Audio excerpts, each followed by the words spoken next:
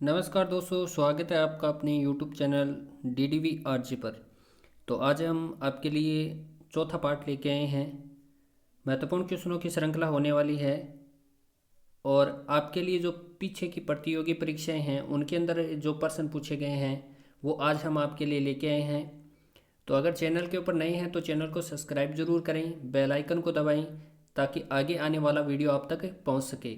और अपने दोस्तों के साथ में, अपने मित्रों के साथ में आप इस वीडियो को ज़्यादा से ज़्यादा शेयर करें और लास्ट में ये ज़रूर बताएं कि आपको वीडियो कैसा लगा, आपको प्रश्न है वो कैसे लगे, ये ज़रूर बताना है। और अगर हम रीट की बात करेंगे तो 27 फरवरी है, वो नज़दीक आ रही है धीरे धीरे। तो आपकी तैयारी है वो बहुत ही अच्छी चल रही होगी, उम्मीद है। तो आप क्लास को शुरू से लेकर अंत तक ज़रूर देखना है, क्योंकि ये जो क्वेश्चन हैं ये बहुत ही महत्वपूर्ण क्वेश्चन हैं जो हम आपके लिए लेके आ रहे हैं।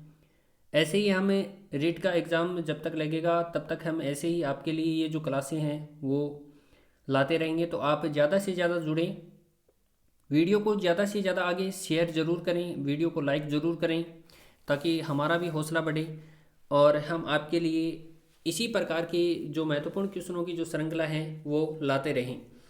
तो चलते हैं, हमारी क्लास को स्टार्ट करते हैं और पहले क्वेश्चन की ओर यहाँ पर चलेंगे। तो बहुत ही महत्वपूर्ण क्वेश्चन है वो लेके आज हम अरावली पर्वत श्रृंखला का जो टॉपिक है उसके ऊपर चर्चा करने वाले हैं। तो पहले क्वेश्चन की ओर यहाँ पर चलते हैं। तो निम्न में से कौन सा राजस्थान का भौतिक प्रदेश नहीं है? यहाँ पर नहीं के ऊपर आपको ध्यान रखना है।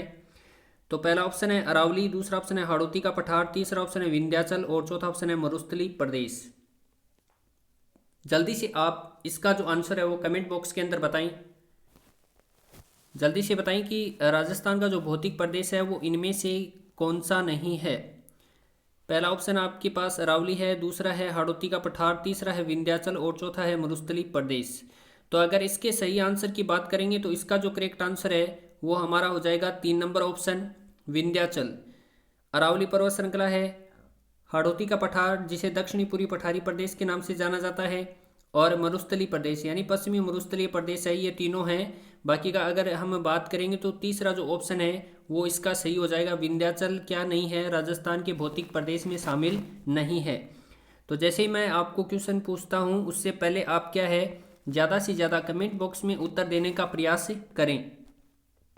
इसके बाद ही अगले क्वेश्चन के ऊपर चलते हैं और अगले क्वेश्चन को यहाँ पर देखेंगे हम, राजस्थान में किस भौतिक प्रदेश का सर्वाधिक विस्तार है?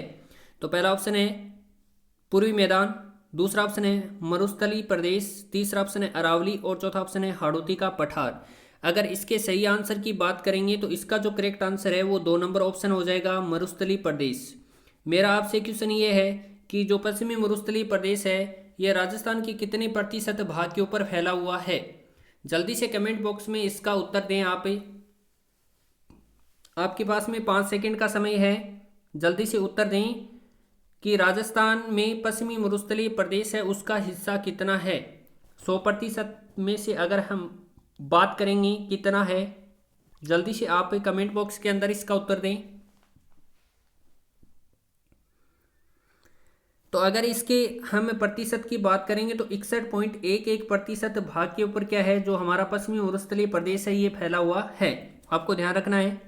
इसके बाद अगले प्रश्न के ऊपर चर्चा करते हैं। तो इसमें भौतिक प्रदेश से संबंधित क्वेश्चन और अरावली पर्वत श्रृंखला से संबंधित जो क्वेश्चन है वो क्या है, मिक्स है इसके अंदर। तो अगर हम अगले प्रश्न की बात करते हैं तो अरावली का सर्वोच्च शिखर है, पहला ऑप्शन है तारागढ़, दूसरा ऑप्शन है अचलगढ़, तीसरा ऑप्शन है गुरु शिखर और चौथा ऑप्शन है जरगा। तो अगर इसके सही आंसर की बात करेंगे तो आप जल्दी से बताएं इसका जो सही आंसर है वो कौन सा होगा। तो अगर करेक्ट आंसर की अगर हम बात करना चाहेंगे तो 3 नंबर ऑप्शन है वो इसका सही हो जाएगा, गुरु शिखर। 3 नंबर ऑप्शन है वो इसका क्या हो जाएगा, सही हो जाएगा। इसके बाद अगले प्रश्न के ऊपर चलते हैं। भारत की सबसे प्राचीन पर्वत श्रृंखला है, आपको भारत की सबसे प्राचीन पर्वत श्रृंखला के बारे में बताना है कि कौन सी है। तो पहला ऑप्शन है हिमालय, दूसरा ऑप्शन है अरावली, तीसरा ऑप्शन है विंध्याचल और चौथा ऑप्शन है सतपुड़ा। अगर इसके सही आंसर की बात करना चाहेंगे तो इसका जो करेक्ट आंसर है वो 2 नंबर ऑप्शन हो जाएगा, अरावली पर्वत श्रृंखला क्या है, भारत की सबसे प्राचीन पर्वत श्रृंखलाओं में से एक है। अगर हम नवीन की बात करेंगे तो क्या है, हिमालय। नवीन पर्वत श्रृंखला की अगर हम बात करेंगे तो कौन सा है, हिमालय है।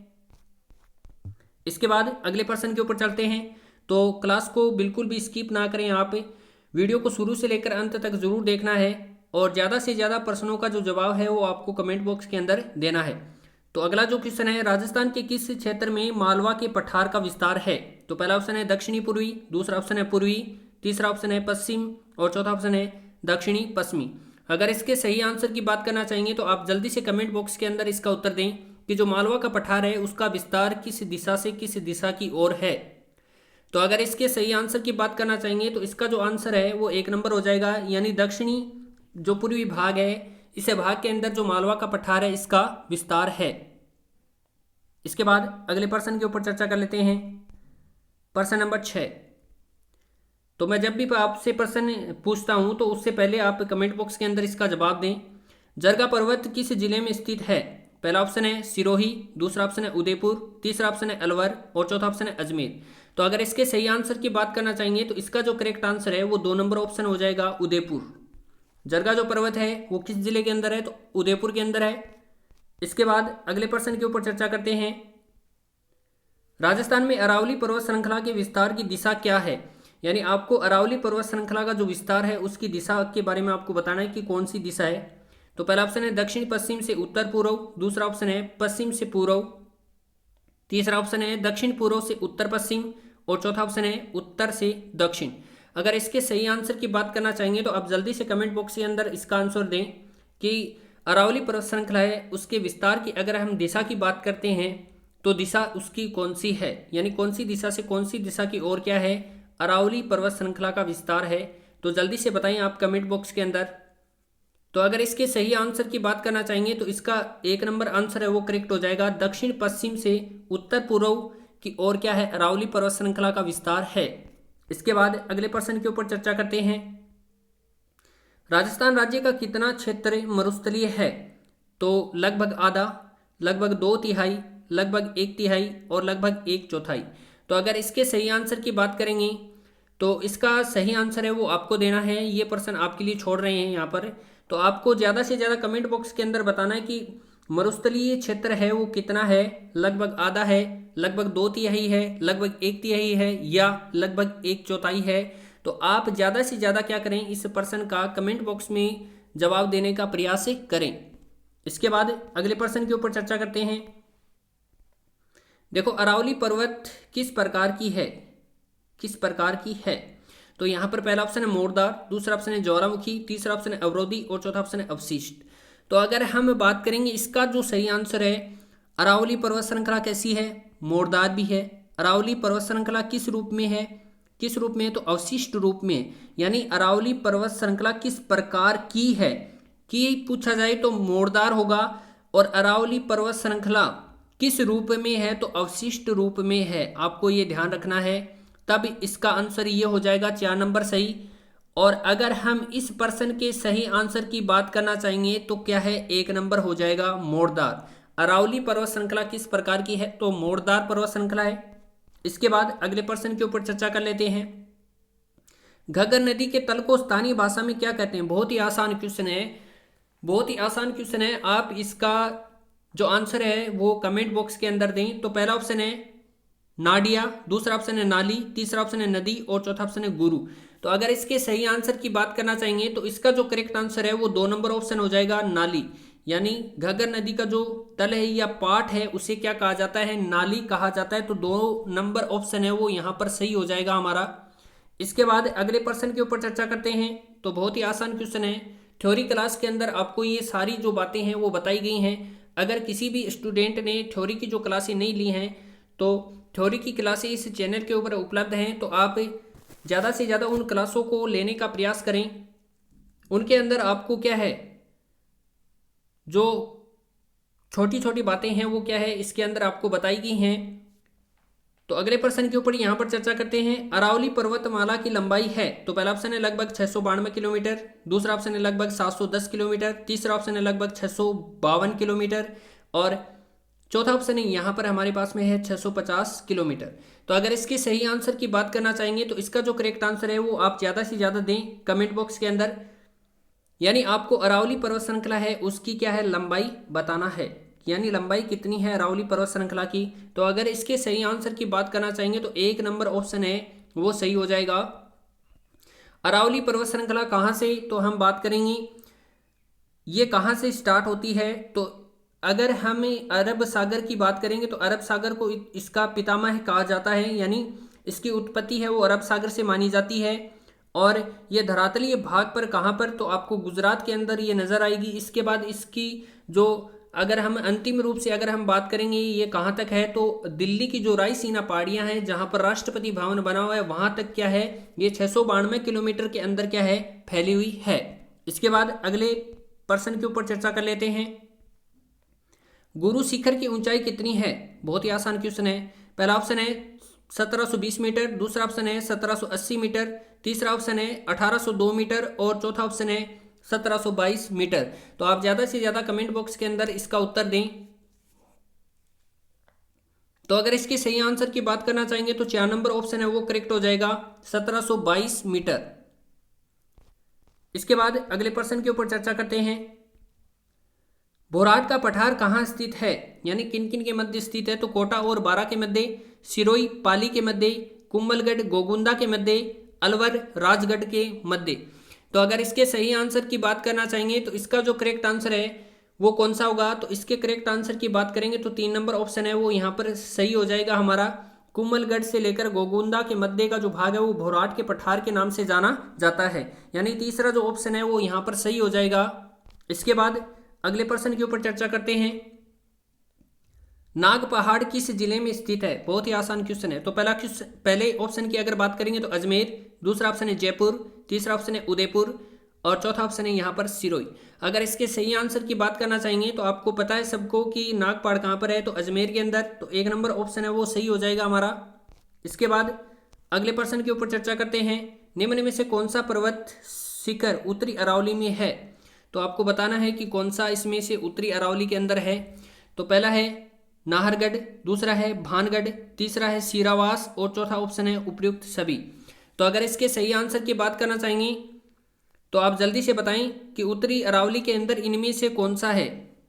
ये क्वेश्चन भी आपके लिए छोड़ रहे हैं, उत्तरी अरावली के अंदर इनमें से कौन सा है या नहीं है, ये आपको जवाब कमेंट बॉक्स के अंदर देना है।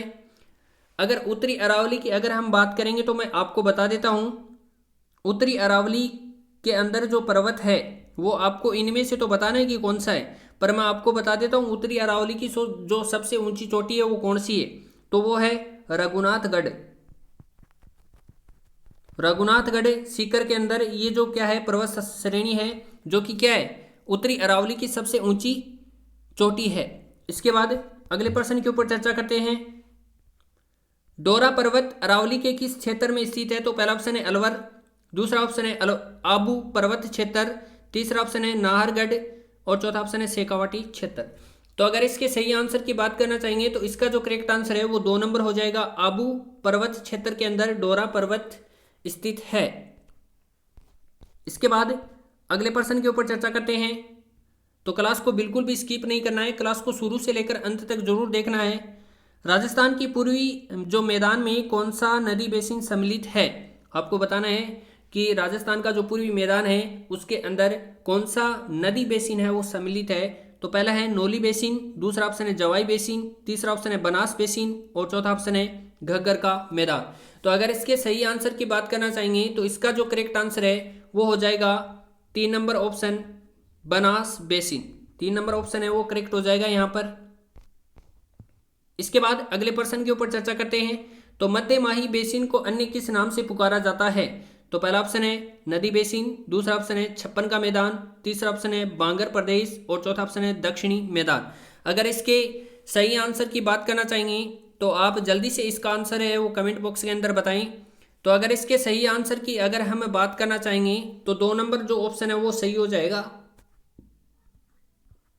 छप्पन का मैदान, यानी 2 नंबर ऑप्शन है वो यहाँ पर सही हो जाएगा हमारा छप्पन का मैदान। मध्य माही बेसिन को अन्य किस नाम से जाना जाता है, तो छप्पन के मैदान के नाम से इसे जाना जाएगा। 2 नंबर ऑप्शन है वो यहाँ पर सही हो जाएगा हमारा। इसके बाद अगले प्रश्न के ऊपर चर्चा करते हैं। मुकुंदरा की पहाड़ियां किस जिले में स्थित है? तो पहला ऑप्शन है टोंक, दूसरा ऑप्शन है झालावाड़, तीसरा ऑप्शन है बूंदी और चौथा ऑप्शन है कोटा। तो अगर इसके सही आंसर की बात करना चाहेंगे तो इसका जो करेक्ट आंसर है वो 4 नंबर ऑप्शन हो जाएगा, कोटा। मुकुंदरा की जो पहाड़ियां हैं वो कोटा जिले के अंदर स्थित हैं। इसके बाद अगले प्रश्न के ऊपर चर्चा करते हैं। आज की क्लास का हमारा जो लास्ट क्वेश्चन है उसके ऊपर चर्चा करेंगे हम। चंबल बेसिन की मुख्यतः भू आकृति है? तो पहला ऑप्शन है पर्वतीय स्थलाकृति, दूसरा ऑप्शन है उत्खात स्थलाकृति, तीसरा ऑप्शन है चुना प्रदेशीय स्थलाकृति और चौथा ऑप्शन है उपयुक्त में से कोई नहीं। तो अगर इसके सही आंसर की अगर हम बात करना चाहेंगे तो आपके पास में 5 सेकंड का समय है, आप जल्दी से बताएं कि चंबल बेसिन है उसको किस नाम से जाना जाता है। जल्दी से जल्दी आप कमेंट बॉक्स के अंदर इसका उत्तर दें। इसके बाद हम सही आंसर के ऊपर चर्चा करते हैं। तो चंबल बेसिन की जो मुख्य भू आकृति है उसको उत्खात स्थलाकृति के नाम से जाना जाता है, यानी 2 नंबर ऑप्शन है वो यहां पर हमारा क्या हो जाएगा, सही हो जाएगा। 2 नंबर जो ऑप्शन है वो यहां पर हमारा क्या हो जाएगा, सही हो जाएगा, उत्खात स्थलाकृति के नाम से जाना जाता है। तो वीडियो के अंदर बने रहें शुरू से लेकर लास्ट तक, और चैनल को अगर सब्सक्राइब नहीं किया तो चैनल को सब्सक्राइब जरूर करें, बेल आइकन को दबाएं ताकि आगे आने वाला वीडियो आप तक पहुंच सके। धन्यवाद।